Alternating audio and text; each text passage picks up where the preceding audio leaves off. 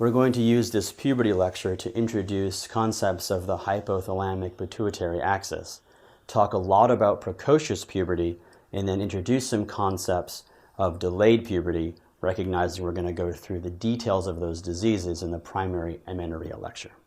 Let's start off by talking about precocious puberty and giving us an idea of puberty in general. You will not have to memorize Tanner stages for red bud development and axillary hair and stuff like that. You don't have to commit that to memory unless you're going to be a pediatrician. But what I do want you to know is the natural progression of a girl going through puberty. It is fairly reliable and occurs in the same order in all patients and has a relative age that makes it normal.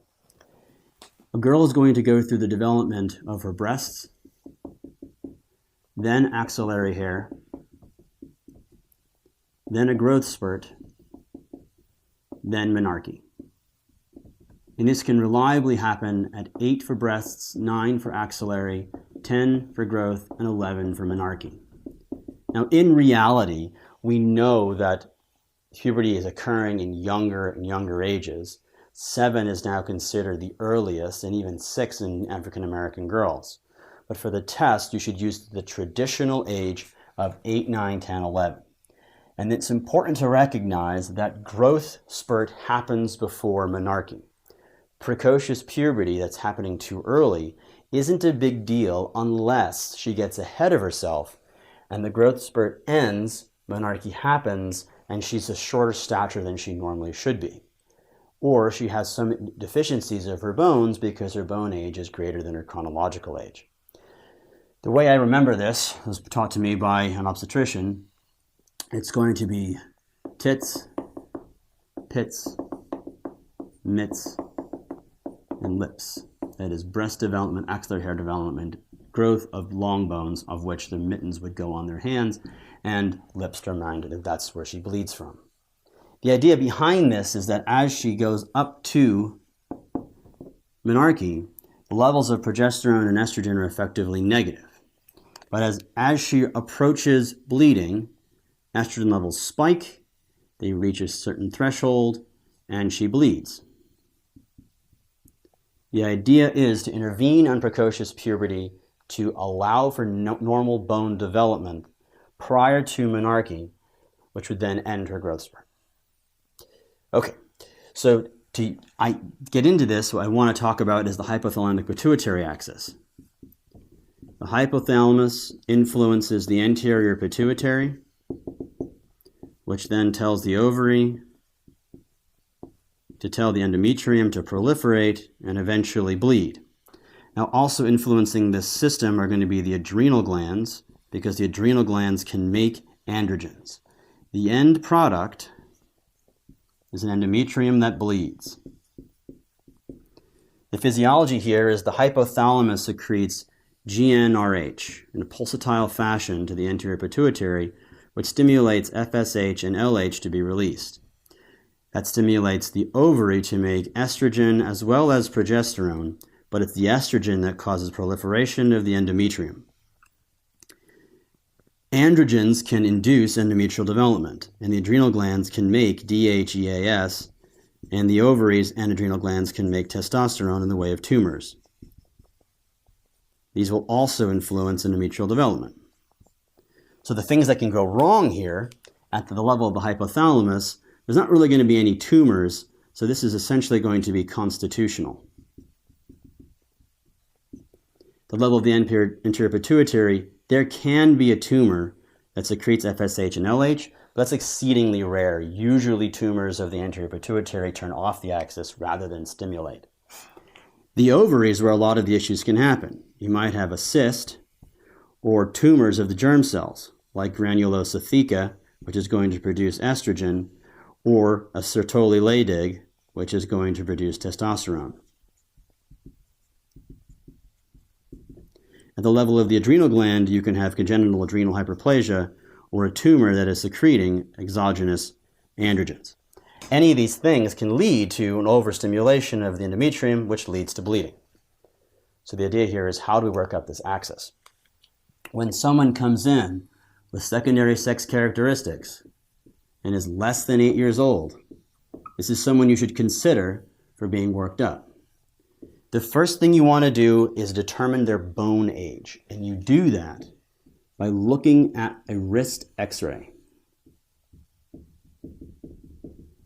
This is positive and pathologic if the wrist x-ray shows a bone age that is 2 years greater than their chronological age.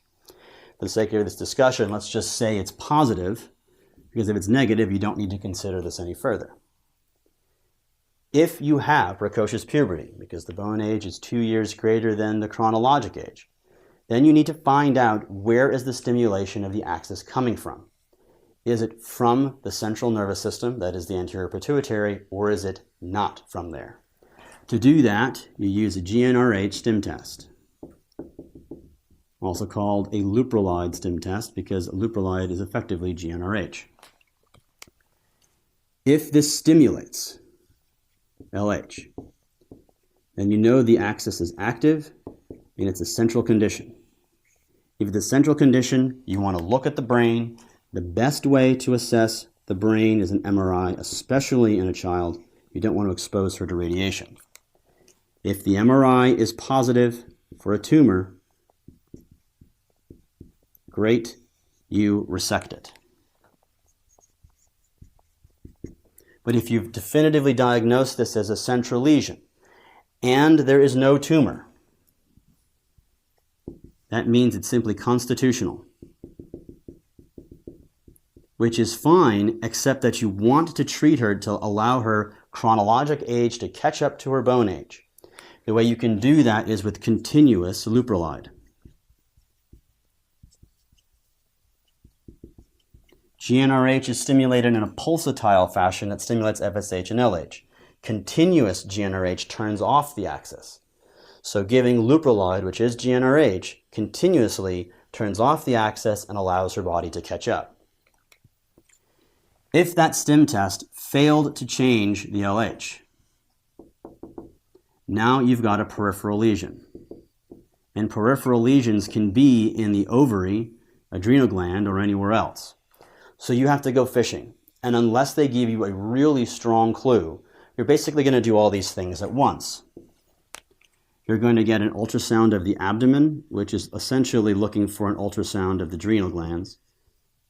You get a transvaginal ultrasound to look at the ovaries. And you want to test for levels of DHEAS and testosterone. If you're considering it, get 17-hydroxyprogesterone in the urine to consider congenital adrenal hyperplasia. And what you're going to get is one of three things. You're either going to get congenital adrenal hyperplasia, and the way you treat that is with steroids. We're going to talk more about this in the virilization lecture, but effectively, because of a 21-alpha-hydroxylase deficiency, you can't make glucocorticoids, cortisol, or mineralocorticoids aldosterone. So the adrenal gland, recognizing it's not making enough, attempts to make more, but it shunts all of that cholesterol into making androgens instead. If you give the glucocorticoids and mineralocorticoids that the girl needs, the adrenal hyperplasia will turn itself off. If you find a tumor, and it doesn't matter where it is, you are going to resect. And the only time, if you find a cyst, this is the only time you might use reassurance.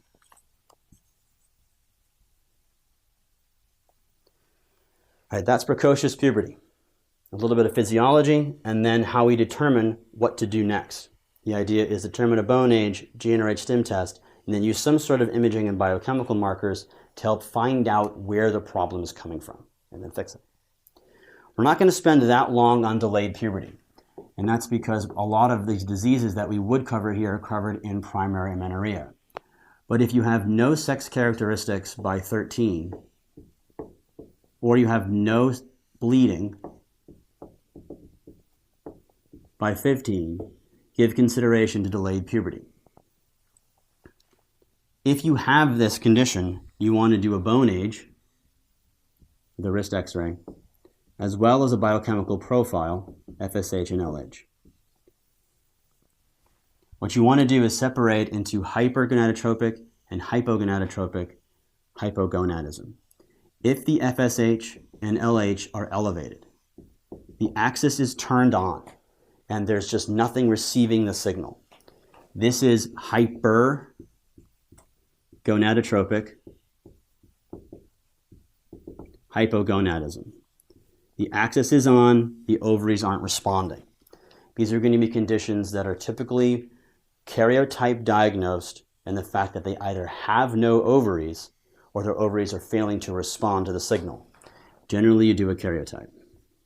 We'll talk more about these in primary amenorrhea. If the FSH and LH are not elevated,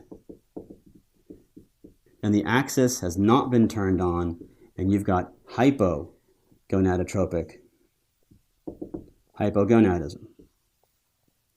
In here, you're looking for the cause of why the axis hasn't turned on yet. And again, you go fishing.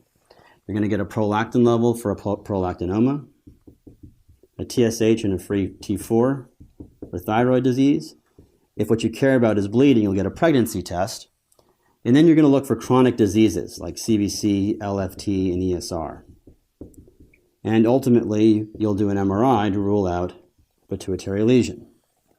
Now, if you have one of these things, awesome. It's positive, you find out what the disease is, and you treat it. Again, primary amenorrhea lecture where you're going to learn about those. What I really want to sell here is constitutional delay. That is, if everything's negative, it's constitutional. Two things will come up for constitutional delay. First, the right answer is just to wait. It is okay, it's taking this long. They've got normal anatomy and a normal axis. It just hasn't turned on yet, which means you do not do growth hormone. Patients or their parents may want them because their kids are small or they haven't developed yet, so they're trying to get you to give them something. If it's constitutional delay, don't do it. And you can forego all this testing if you've got a family history. If mom didn't start puberty until 16 and her daughter's 15 and still hasn't started, it may be that she just hasn't caught up. So that family history can help you a lot. To review, we talked about some of the physiology of puberty in general, how to work up precocious puberty, bone age, GnRH stim test, and then some sort of imaging, and touched on briefly the delayed puberty, recognizing that a lot of the diseases we're going to talk about in the primary amenorrhea lecture come up in the next lecture, but pay particular attention to constitutional delay in that it's totally normal and the kid should just wait. That is puberty.